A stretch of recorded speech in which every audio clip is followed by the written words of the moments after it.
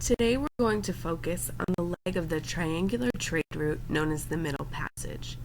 Before we get started, let's look at today's essential question and key vocabulary word. Since you already have the vocabulary word in your homework packet, you don't need to get it written down. But do copy down today's essential question. What was the Middle Passage?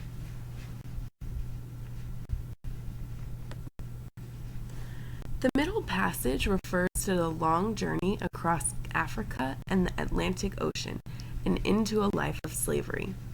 It began in West Africa, a region of Africa that lies near the equator and south of the Sahara, a large desert in northern Africa.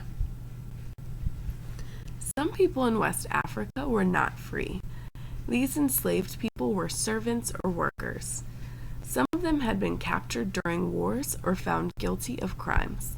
Although these slaves were not free, many of them were still part of the larger family in a village.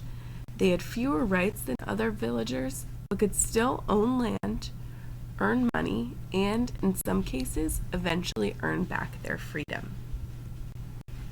Traders from Europe changed this way of life in West Africa.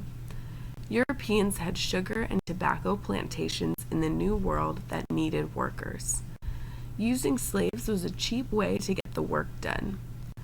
So traders went to West Africa and offered cloth, rum, salt, and other goods in exchange for slaves.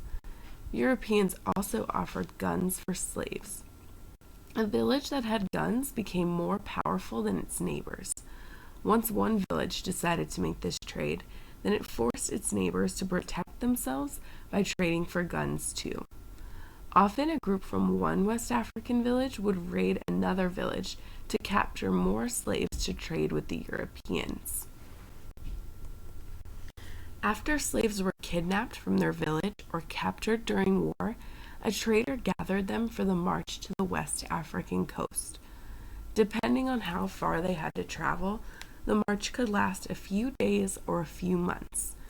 During the day, the captives walked in single file, tied to each other with ropes or chains. At night, they slept on the ground. They had no blankets and were never given enough food. Under these conditions, many got sick. Many died.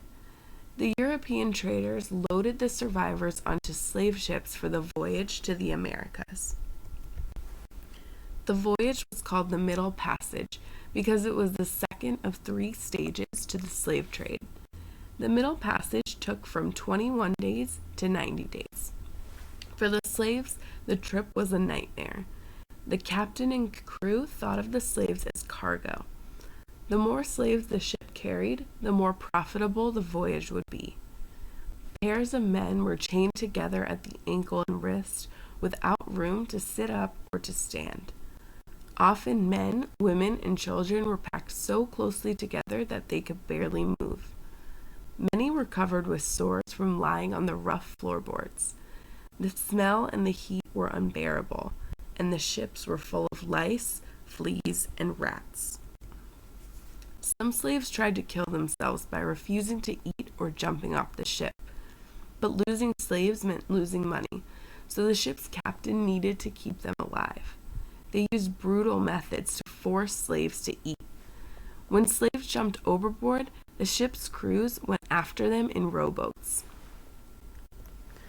No one knows exactly how many West Africans made the Middle Passage, but the number has been estimated at 10 to 12 million. About 15 of every 100 Africans died during the voyage. When a slave ship arrived in the American colonies, the slave traders sold the West Africans to white plantation owners. Now it's time to continue learning about the conditions of the Middle Passage. Return to the playlist and follow your group's instructions for practice today.